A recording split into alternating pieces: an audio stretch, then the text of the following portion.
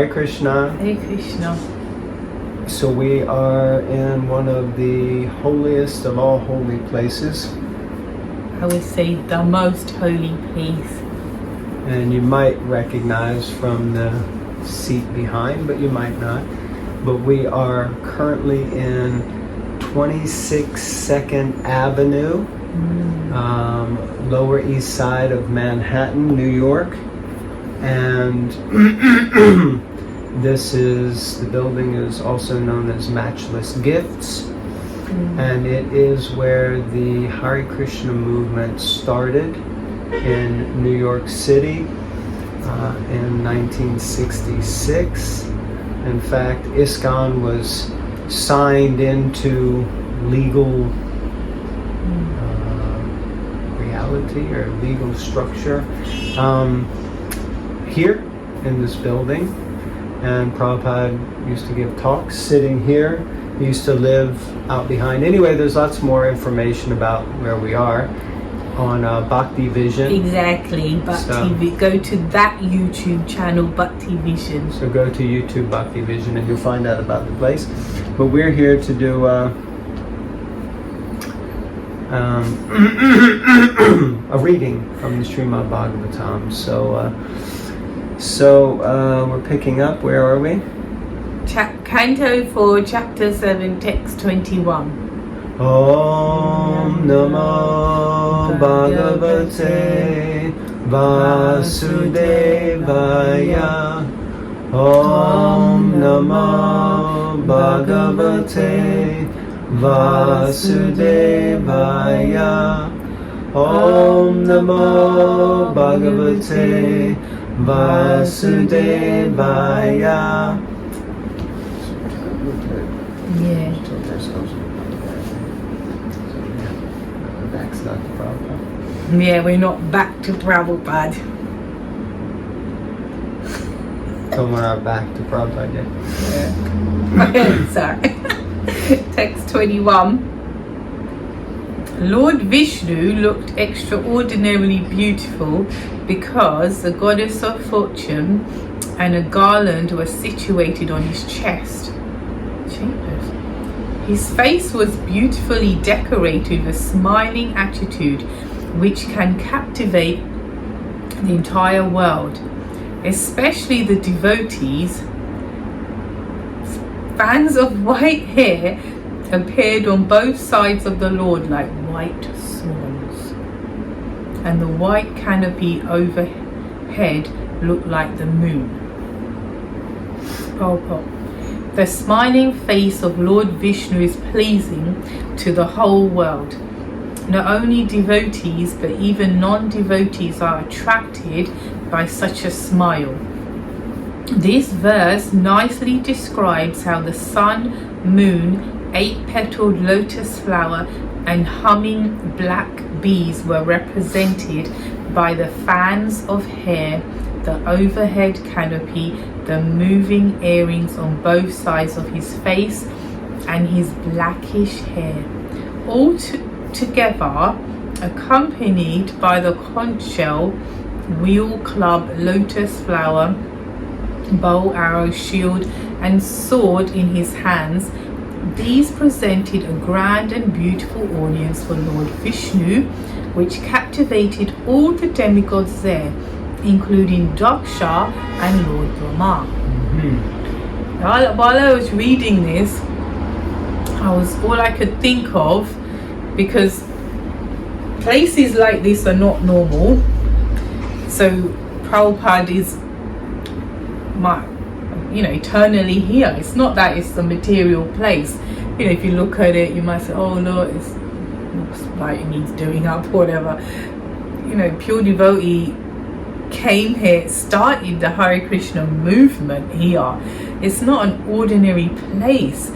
So yeah, first of all, we should have more in reverence. It's not like some place you just mess about and come in. But when I was reading it, I was feeling Prabhupada's presence, because I was thinking it's more so because we're reading the parts, because Prabhupada didn't finish the Bhagavatam purports, as it were. Yeah, not in its entirety. Yeah, so my point is, these are his purport, you know, and he's here. Do you see what I'm saying? Like, it's like you're reading it. I hear you. I don't know if I could ever feel what you're feeling, but I think that's all I've got to say. This is overcome. And we have to remember to speak a little bit louder, probably also, because we don't have all the mics and everything. All right.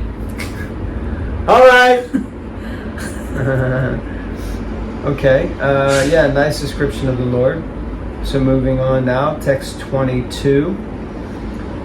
As soon as Lord Vishnu was visible, all the demigods, Lord Brahma and Lord Shiva, the Gandharvas, and all present there immediately offered their respectful obeisances by falling down straight before him. Purport. It appears that Lord Vishnu is the Supreme Lord. It appears that Lord Vishnu is the Supreme Lord even of Lord Shiva and Lord Brahma.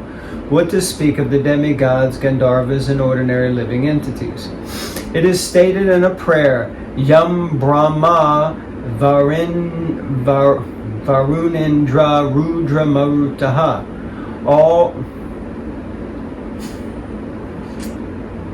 Okay, sorry. It's a smaller screen and it was turned slightly. So, Yam Brahma Varunindra Rudra Marutaha. All the demigods worship Lord Vishnu. Similarly, Dhyana Vashishta Tagatena Manasa Pasyanti Yam Yoginaha. Yogis concentrate their minds on the form of Lord Vishnu. Thus, Lord Vishnu is worshipable by all demigods, all Gandharvas, and even Lord Shiva and Lord Brahma. Tad Vishnu Paramam Paragam Sarapashanti Suryaha. Vishnu is therefore the Supreme Personality of Godhead. Even though Lord Shiva was previously referred to in prayers by Lord Brahma as the Supreme, when Lord Vishnu appeared, Shiva also fell prostrated before him to offer respectful obeisances. There you go. So, kind of what is, I guess, glaringly clear is that Vishnu is the Supreme. Even Lord Brahma and Lord Shiva offer respects to him, and as well as everyone else. So that for me is the big takeaway here. Okay. That's it. Text 23. In the presence of the glaring effulgence of the bodily luster of Narayan, everyone else's luster faded away, and everyone stopped speaking. Fearful with awe and veneration, all present touched their hands to their heads and prepared to offer their prayers to the Supreme Personality of Godhead, Adhoksaja. What an entrance. Everyone's in awe and reverence, as you would be if the Lord appeared. And if you don't understand that, it's interesting because we're here in New York at the moment and our spiritual master's here, and all he has to do is not even say anything but just put his head around the corner of a room, and if you see him, everyone's like, oh my god, and then they pay their obeisances, or if he's just comes and sit, like yesterday at the program at Brooklyn Temple, come walking in, because he gliding in and sat down. And that's, as Prabhupada explains, a representative of the Lord. It's not the Lord. So my point being that you can try to understand just by through when we, and even here, the physical presence isn't here of Prabhupada, but you can definitely feel his spiritual Vani presence, no? Did I get that right? Yeah. So, well, we're always in his presence when we're reading his books. That's his Vani presence. Yeah, yes. But my point is, you made me forget now. I made her forget what the point was. So, I'm saying we can understand a bit of how everyone in the presence of the Supreme Lord, everyone's like, as Prabhupada is saying here, fearful with awe and veneration. Everyone just hits the deck, as it were. It's like, oh my God, and you just got to pay your respects, whether you stand up, bow down or whatever. It's, you just feel compelled to do it. Even I'm not a political person, but to be fair, if Rishi Sunak came through the door, I'd also be like, oh, Rishi Sunak. I won't pay my obeisances, but I would be like, oh, you do that. Yeah, well, fame has that thing, but I guess we're talking about something a little different than fame, but yeah. Alright, text 24. Are you sure? Oh yeah. No, 24. Let's see.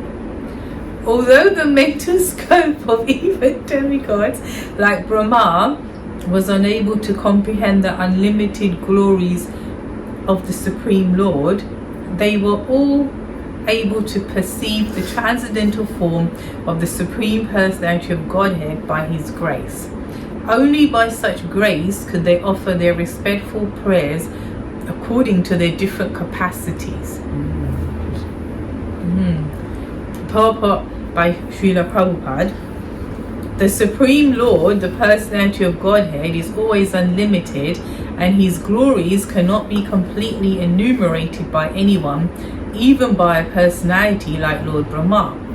It is said that Ananta, a direct incarnation of the Lord, has unlimited mouths, and with each mouth he has been trying to describe the glories of the Lord for an unlimited span of time, yet the glories of the Lord remain unlimited, and He therefore never finishes. It is not possible for any ordinary living entity to understand or to glorify the unlimited personality of Godhead, but one can offer prayers or service to the Lord according to one's particular capacity. This capacity is increased by the service spirit. Seva mukhe he jivada means that the service of the Lord begins with the tongue. This refers to chanting. By chanting Hare Krishna, got messages. By chanting Hare Krishna, one begins the service of the Lord. Another function of the tongue is to taste and accept the Lord's prasad. We just had a play of Mahaprasad from Sri Sri Radha Mulida Gaura Chandra. It was lovely. We have to begin our service, the unlimited, with the tongue and become perfect in chanting and accepting the Lord's prasad. To accept the Lord's prasad means to control the entire set of senses. Well, the tongue is considered to be the most uncontrollable sense because it hankers for so many unwholesome eatables, therefore forcing the living entity into the dungeon of material conditional life. As the living entity transmigrates from one form of life to another, he has to eat so many abominable foodstuffs that finally there is no limit. The tongue should be engaged in chanting and in eating the Lord's prasad so that the other senses will be controlled. Chanting is the medicine and prasad is the diet. With these processes, one can begin his service, and as the service increases, the Lord reveals more and more to the devotee.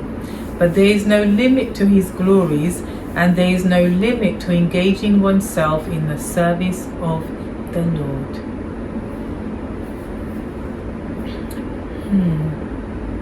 One thing came to mind. I wonder if these are the original floorboards that Prabhupada walked on. I don't think so. Really? Yeah, somehow I don't. But I mean, it might be. If it is, they must have polished them because 53 years later. 53? No, okay, so it was 66 Right. to 2023. Is it 63 years now? Has it been 63 years? No. I embarrassing ourselves. Yeah, I can't. I'm not I'm very no at good. math. We're no good. We're no good, period, yeah. No, so 66, if you can figure it out, 66 to 2023, put it in the thing. That's why Krishna took away our intelligence. Yeah. Let's know how long the Hare Krishna movement. Yeah. It's 57. 57. 57 years. So, I don't think the floorboards would still be this shiny. But you can ask. Maybe Radhanath Maharaj knows. Okay. Anything from the purport maybe that you just read? That was No, really but I don't long? think what I said was irrelevant really, because I don't you think it can't was, sit yeah. in such a holy place and be focused. If that don't make sense. You just can't. It's just a far out place. I'm telling you, I'm tripping. So. Dear Lord, help me. She's tripping, man. I mean, it's just such an amazing place. So Yeah, it's a nice purport. And it really touched on quite a few things. I've got a point about the But we'll come prashad. back to you because you already talked about the floorboards, so it's my turn now. So, the tongue being the most difficult sense to control. It has two functions, as we know. It's a karmendriya, means it's an action by speaking, and it's a gyanendriya by acquiring taste. So therefore, of all the senses, it has two functions, very difficult to control. And Prabhupada said that by taking prasad, you control all the senses. But then I really liked, at the end, Prabhupada said something which I've heard we use it often, A, B, C, D. A is association, B is books, C is chanting, and D is diet. And so we often say chanting is the medicine and prasadam is the diet. So I was really happy to hear that actually that came from Prabhupada. That's there right in the purport. Anything you'd like to add or say? You wanted to add something about prasad? I know you can't focus, but prasadam helps you focus. He's just tripping, man. He's just totally like, wow. It's just like this last time we came here, we sat and read Lilamrita together. Because this is my favourite place. Oh, okay. My second favourite place is Rupa Goswami's Samadhi in Vrindavan. I also used to sit there and stare through the bars. Bars. Boys, yeah. And stare through the bars here also. Okay. This thing is tripping now. The whole thing is tripping. Alright, so we're going to conclude here. Thank you all very much. Don't forget to check out Bhakti Vision. Don't forget to like, share, subscribe, and comment. Yeah, and if you can comment before watching the end of this and put how many years it was, in case you didn't hear us say it, and in case we got it wrong. Otherwise, we encourage you all, if you're coming to New York for anything, business, pleasure, whatever, come to 26 2nd Avenue. In Lower East Side of Manhattan, where it all began. And if you want to get connected with some devotees here, just get in touch with us and we'll try to sort you out. Yeah. Hare Krishna, Srila Prabhupada ki Jai. Jai.